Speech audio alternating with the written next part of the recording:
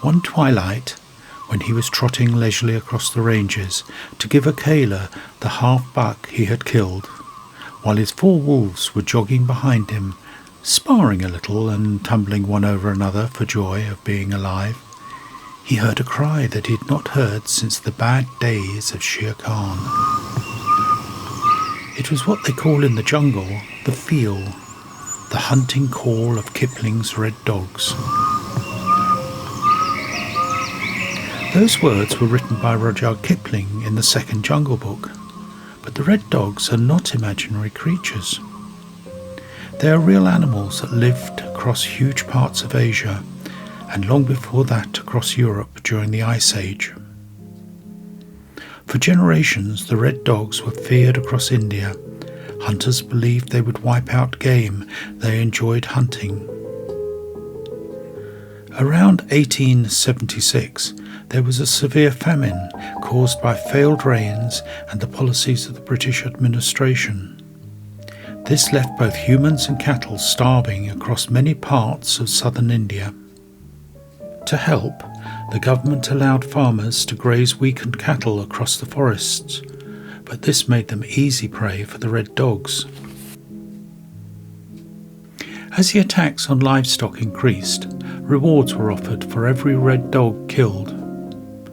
By the 1920s, bounty payments in some areas had reached 20 rupees per animal, roughly the equivalent of several weeks' wages for many rural workers. When the drought eventually passed, the killing of the red dogs continued, and it wasn't until 1972, under the Indira Gandhi Wildlife Protection Act, that they finally received legal protection. Rudyard Kipling called them the red dogs. Today they are better known as dholes, and during my trip to India this year, I was hoping to film them. In February, we travelled to Nagarhole Tiger Reserve in southern India. Nagarhole forms part of one of the largest remaining wildlife regions in Karnataka. Each morning we got up, long before sunrise, and patiently waited for our safari jeep to arrive. In the dry forests of southern India, the first few hours after dawn are often the best time to search for wildlife, before the heat settles over the jungle. The dusty jungle roads often hold the tracks of animals that have passed through during the night. Fresh pug marks in the brown dust show that a tiger has passed this way not long ago. Even before the larger animals appear, the jungle is already awake. The peacock, India's national bird, is often the first voice heard at dawn in these forests. As the sun slowly begins to rise, bonnet marquets start to appearing along the forest tracks. Bonnet marquets are highly adaptable, and they survive partly by learning to live alongside people. Amongst marquets, grooming is not simply cleaning, it reinforces rank, alliance and family bonds. Grey langurs, on the other hand, tend to be far more wary of people, often retreating into the trees where they can detect danger long before the animals feeding below. Above them, a giant Indian squirrel is already busy feeding on fruit and seeds amongst the branches. At first it is difficult to judge its size until it begins moving through the trees. The Malabar squirrel is one of the largest tree squirrels in the world. Below, the darter has a very different breakfast. Sometimes known as the snake bird because of its long neck, it swims low beneath the surface hunting fish. A crested serpent eagle sits in the trees. Like many hunters in the jungle, it relies largely on patience until it sees its meal of snakes, lizards, frogs and small mammals moving below.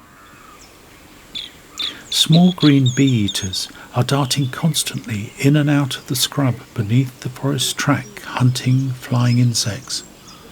Nearby, a male black-rumped flameback is working his way across the tree trunk, searching beneath the bark for beetle, larvae, grubs, ants and termites hidden inside the wood.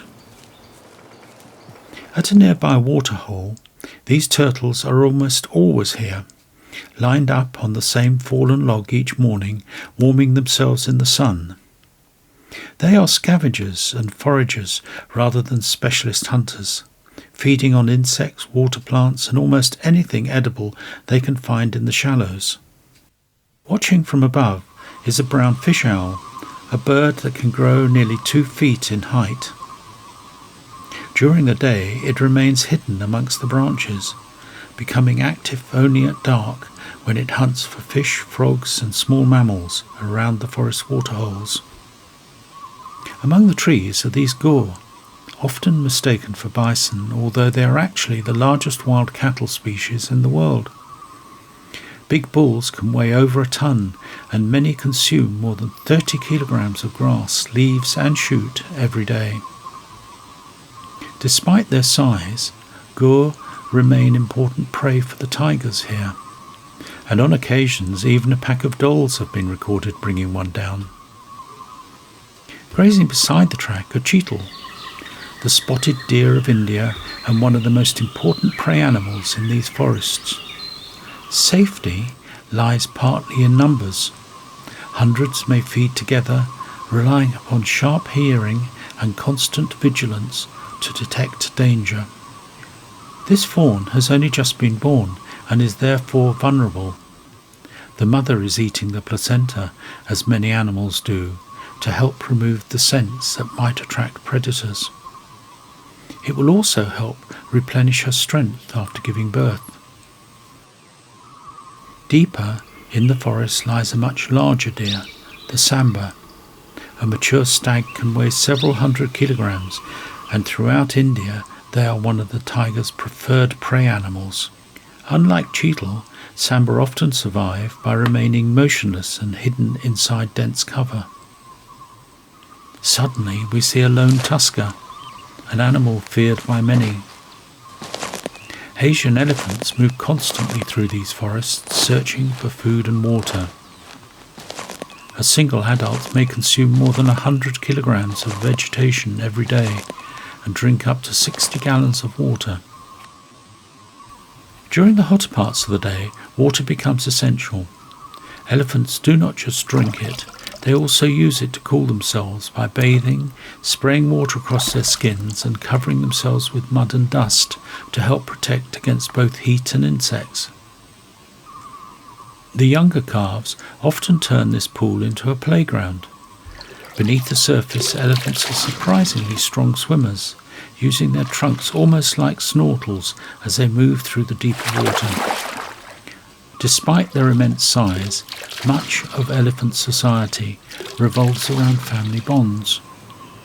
Older females lead the herds, while the younger animals learn migration routes, feeding areas and water sources by staying close to the group. As we drive along, we suddenly spot something in the dry grass that looks at first like a small tree branch. Looking closer, we see it's a monitor lizard, relying upon camouflage and patience to avoid detection. It is near the small river from which Nagarhole takes its name, Naga meaning cobra and Hole meaning river, that a spotted deer suddenly stops drinking and looks up. What has it heard? Could it be the red dogs? Just a few moments later, we catch our first brief glimpse of a small pack through the trees. Are they just moving through the forest together, or are they out hunting? Dhole are amongst the most efficient hunters in Asia. Unlike the solitary tiger, they hunt together, relying on endurance, teamwork and constant communication within the pack. It is exciting to finally see an animal with only a few thousand left in the world. They stay nearby, playing and wandering around as we sit quietly in the jeep. Kipling turned them into legends. Hunters called them vermin. Governments once paid people to destroy them. Yet deep in the forests of India, the red dogs still survive.